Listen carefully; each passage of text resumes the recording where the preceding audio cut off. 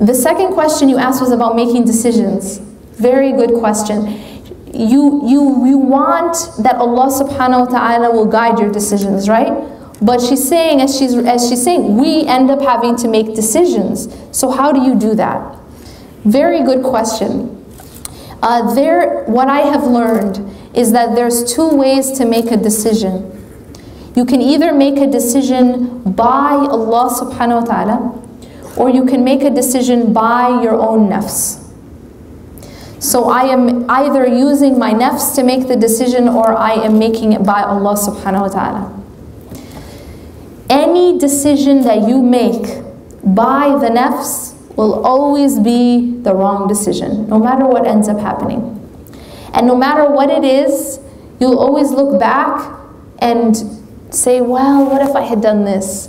And it's like it's something that will always bother you. You don't feel at peace with it. Any decision that is made in the right way. So let me emphasize this. It's not really which decision you make. It's how you make the decision. It's the way you make the decision. So if you make it in the right way, meaning that you're seeking Allah in making the decision, no matter what happens as a result of the decision, it will be good for you. And you will be at peace with it. Because you will say, you did it in the right way. This is the concept of istikharah, by the way. Is that when you have a decision, you give it to Allah subhanahu wa ta'ala. You pray istikharah. Istikharah, the two nafil with the intention of istikharah. You read the dua of istikharah. In this dua, you're asking Allah, if this is good for me, then make it easy, put barakah in it. And if it is not good for me, and it's, fi dini wa dunya, in this life, basically in your deen and in your dunya. If it is not good for me, فَاصْرِفْهُ عَنِّي وَاصْرِفْنِي عَنْهُ وَاقْدُرْ لِلْخَيْرِ حَيْثُ كَانَ ثُمَّ ارْضِنِي بِهِ. If it's not good for me, take it away from me and take me away from it, and bring me what's good and make me pleased with it. It's this perfect dua. So you're asking Allah to move you. When you really do that with an open heart, realizing that only Allah knows best. Our problem is we get attached to things. We get attached to a particular thing. I want this thing. No. I don't want what's best. I want this thing. And we forget that we don't know what's best and Allah knows what's best.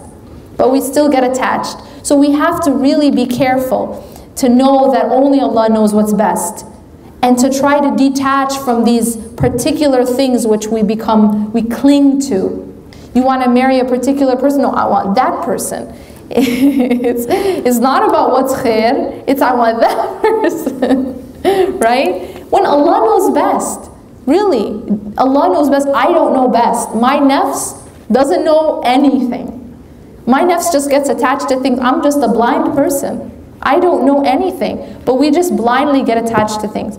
Giving it to Allah subhanahu wa ta'ala, and then acting, but again, asking Allah to move you. So when you act, first Allah subhanahu wa ta'ala puts things in your heart. That's one thing. That you have sometimes an inclination, okay, I feel rest with this thing.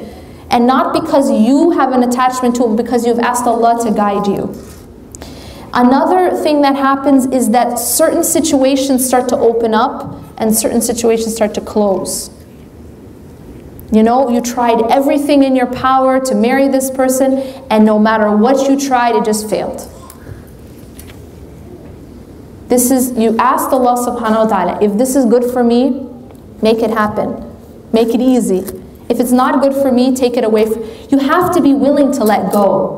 And you have to be willing to realize that عَسَى أَن تَكْرَهُ شَيْئًا وَهُوَ خَيْرٌ لَكُمْ. It may be that you hate something, but it is good for you.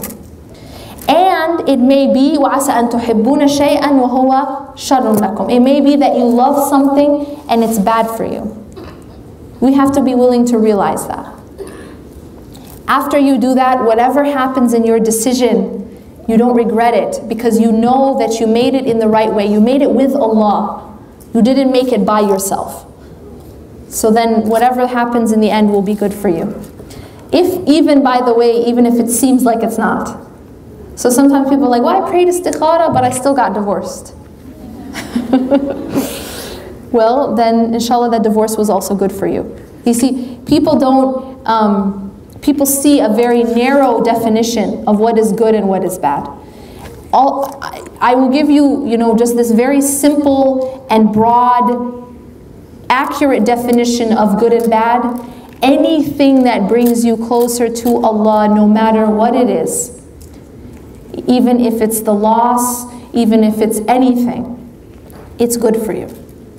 And anything that brings you away from Allah subhanahu wa ta'ala, no matter what it is, even if it's all the money in the world, all the power and status in the world, all the fame in the world, if it brings you away from Allah, it's actually bad for you.